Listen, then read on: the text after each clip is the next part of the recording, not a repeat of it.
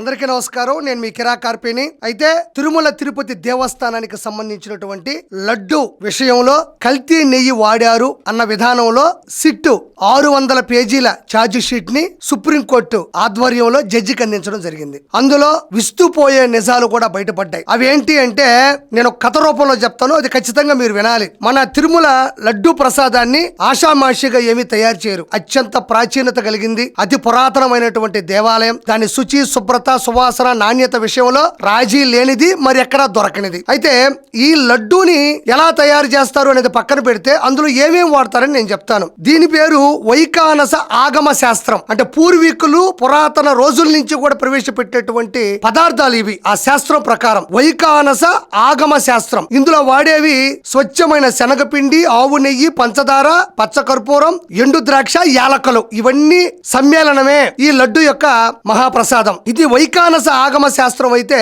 2019 నుంచి 2024 మధ్యన శ్రీవారి లడ్డూలో కేవలం ఫేక్ నెయ్యి, కల్తీ నెయ్యి తయారు చేయడానికి వాళ్ళు వాడినటువంటి పదార్థాలు చూస్తే మనం ఆశ్చర్యపోతాం, భయభ్రాంతులకు గురవుతాం. ఆ నెయ్యి తయారు చేయడానికి వాళ్ళు వాడినటువంటి పదార్థాలు అత్యంత విషపూరితమైనటువంటి రసాయనాలు. Beta carotene, acidic acid ester, lactic acid, monoglyceride, kernel oil. ఇవన్నీ కూడా విషపూరితమైనటువంటి నెయ్యి లాంటి నెయ్యిని తయారు చేయడానికి వాడినటువంటి రసాయన పదార్థాలు. అది వైకానస ఆగమ శాస్త్రం పద్ధతి. అయితే ఇది వైకాపా ఆగమ శాస్త్రం సంబంధించింది. అంటే మామూలుగా మనం నెయ్యి తయారు చేయాలంటే స్వచ్ఛమైన పాలు తీసుకుని వాటిని కాగబెట్టి వాటికి తోడేసి అది పెరిగిన తర్వాత మజ్జిగ జిలికి ఆ మజ్జిగలో వచ్చిన వెన్నని పొయ్యి మీద మంట పెడితే అది కరిగితే నెయ్యి వస్తుంది. కానీ ఇలాంటి ప్రాసెస్ అంటే పాలు లేకుండా, పెరుగు లేకుండా, దాని నుండి వచ్చే వెన్న లేకుండా డైరెక్ట్ గా విషపూరితమైనటువంటి నెయ్యిని తయారు చేసినటువంటి పరిస్థితులు వైకాపాలో ఆ రోజుల్లో ఉన్నాయి. అయితే ఆ రోజుల్లో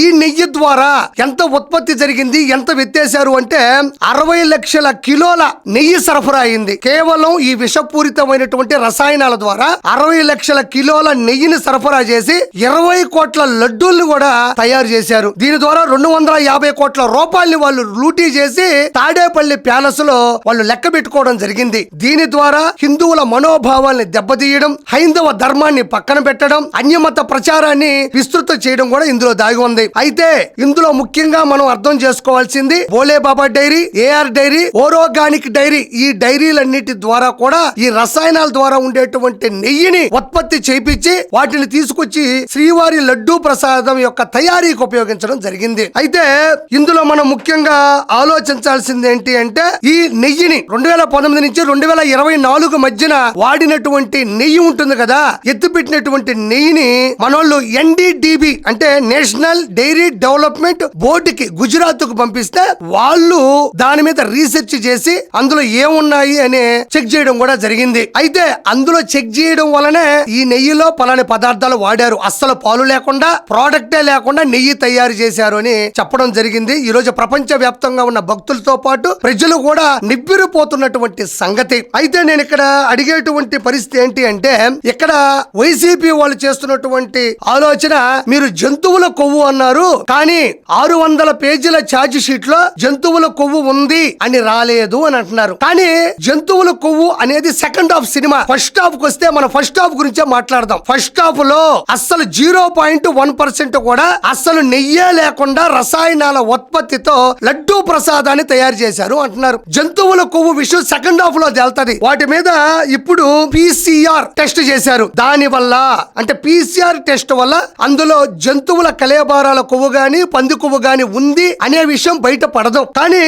MTDNA అనే టెస్ట్ చేస్తే మాత్రం 100% బయటపడుతుంది. ఇప్పటి వరకు ఉన్న ఛార్జ్ షీట్ ఇన్వెస్టిగేషన్ లో వచ్చినటువంటి ఉద్దేశం మాత్రమే వాళ్ళు 0.1% కూడా ఒరిజినల్ నెయ్యి వాడలేదని. సెకండ్ హాఫ్ లో ఉంటుంది కదా, MTDNA పరీక్షలు చేసినప్పుడు 100% ఆ రసాయనాల ఉత్పత్తిలో జంతువుల కలేబారాలు, ఖచ్చితంగా పంది కొవ్వు ఉంది అని కూడా వచ్చే అవకాశం ఉంది. మనం సిగ్గుతో తలదించుకోవాల్సింది ఏంటంటే వైఎస్ఆర్సీపీ వాళ్ళు అసలు నెయ్యి వాడలేదు, అవి పూర్తి రసాయనాలతో తయారైంది అని వాళ్ళు అంటే పూర్తిగా ఇన్వెస్టిగేషన్లో వెల్లడించారు కదా, అంటే బట్టబయలు చేశారు కదా. జంతువుల కలేబారాలు, పంది కొవ్వు పక్కన పెడితే అసలు మీరు రసాయనాలతో కూడినటువంటి నెయ్యిని ఎందుకు తయారు చేశారు?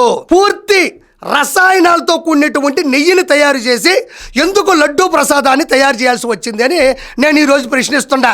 సెకండ్ హాఫ్ వదిలేండి, ఫస్ట్ హాఫ్ గురించి నాకు సమాధానం చెప్పండి. అస్సలు నెయ్యి లేకుండా లడ్డు ప్రసాదాన్ని తయారు చేశారు అంటే జంతు కొవ్వు లేదు అని వాళ్ళు అనలేదు.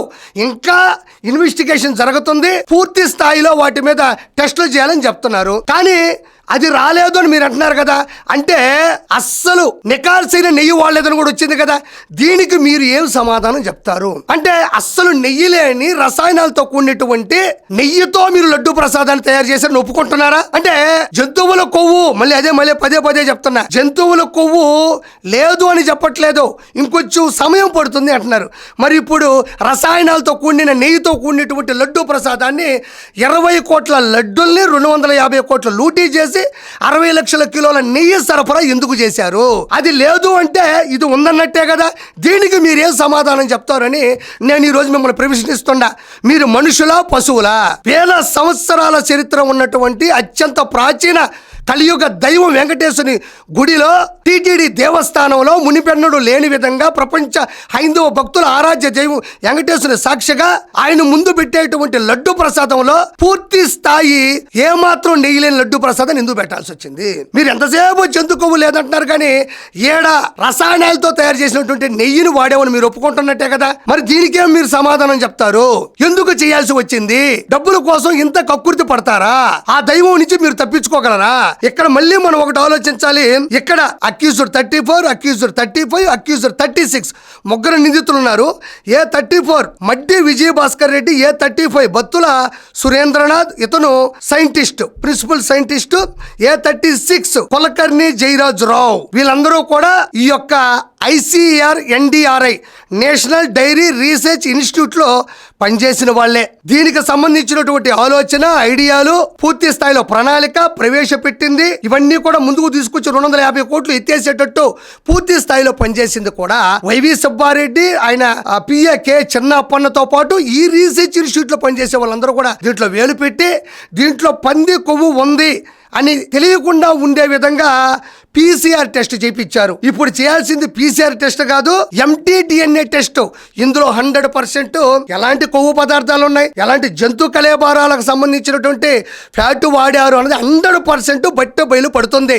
నేను ఫైనల్ గా మిమ్మల్ని అడిగేది ఒక్కటే, సెకండ్ హాఫ్ జంతువుల కొవ్వు కలిపారు అనేది రానున్న రోజుల్లో వస్తుంది. అంతతో ఈ కేసు క్లోజ్ అయిపోలేదు, ఇన్వెస్టిగేషన్ క్లోజ్ అయిపోలేదు. అంటే ఇది లేదు అని మీరు తీసుకుంటున్నారు కదా. మరి ఇక్కడ రసాయనాలతో కూడినటువంటి నెయ్యిని మాత్రమే ఇందులో వాడారు.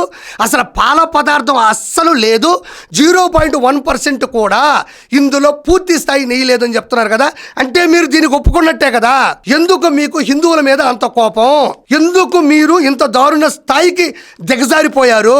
నేను ఒకటి కోరుకుంటున్నాను ప్రజలారా, ఈ రోజు 2019 నుంచి 2024 మధ్యన, సరే చంద్రబాబు నాయుడు గారు అన్నారు, నారా లోకేష్ గారు అన్నారు, లేదంటే పవన్ కళ్యాణ్ గారు అన్నారు, పక్కన పెట్టండి. 2019 నుంచి 2024 మధ్యన ప్రపంచ వ్యాప్తంగా ఉన్న కోట్లాది మంది భక్తులు తిరుమల కొండ మీదకు వెళ్లి తిరుమల లడ్డూలు తీసుకున్నారు, తిన్నారు. మీరు గుండెల మీద ప్రమాణం చేసి, ఆ వెంకటేశ్వరుని మీద ప్రమాణం చేసి చెప్పండి, రాజకీయాలకు సంబంధం లేకుండా, కులాలకు సంబంధం లేకుండా, మతాలకి సంబంధం లేకుండా, వర్గాలకి సంబంధం లేకుండా ఖచ్చితంగా ఆ లడ్డు ఎందుకు ఇలా అయింది, ఎందుకు ఇలా విడిపోయింది, ఎందుకు ఇలా పగిలిపోయింది, ఎందుకు ఇంత పాలిపోయింది, ఇందులో ఏదో కలిసిందే, ఇంతకుముందు ఇలా లేదే, ఏదో జరుగుతుంది అన్న ఆలోచన, అన్న సందేహం మీ గుండెల సాక్షిగా మీలో ఆ రోజుల్లో వచ్చిందా లేదా? మీరు మీ ప్రసాదాన్ని తీసుకెళ్లి బయట వాళ్ళకి పంచినప్పుడు ఇది అసలు తిరుమల ప్రసాదంలో లేదే అని మిమ్మల్ని అడిగారా లేదా అన్నది ఒక్కసారి మీరు ఆలోచించుకోండి. 100% ఇందులో గూడు గొట్టాని జరిగింది. కొద్ది వెయిట్ చేయండి, వెయిట్ అండ్ సీ. ప్రస్తుతానికి నిర్ధారణలో వీళ్ళు 0.1% కూడా పాల పదార్థం లేదు, రసాయనాలను వాడి మాత్రమే కేవలం డబ్బుల కోసం, అన్యమత ప్రచారం కోసం మాత్రం ఇది చేశారు. ఖచ్చితంగా ఇది మీరు ఆలోచించాలని మనస్ఫూర్తిగా కోరుకుంటూ, ఇంకా నివ్వెరపోయే విషయాలు, నిర్గాంతపోయే విషయాలు, షాక్ అయ్యే విషయాలు రానున్న రోజుల్లో వస్తాయి. కొంచెం ఓపికగా ఉండండి. Thank you so much.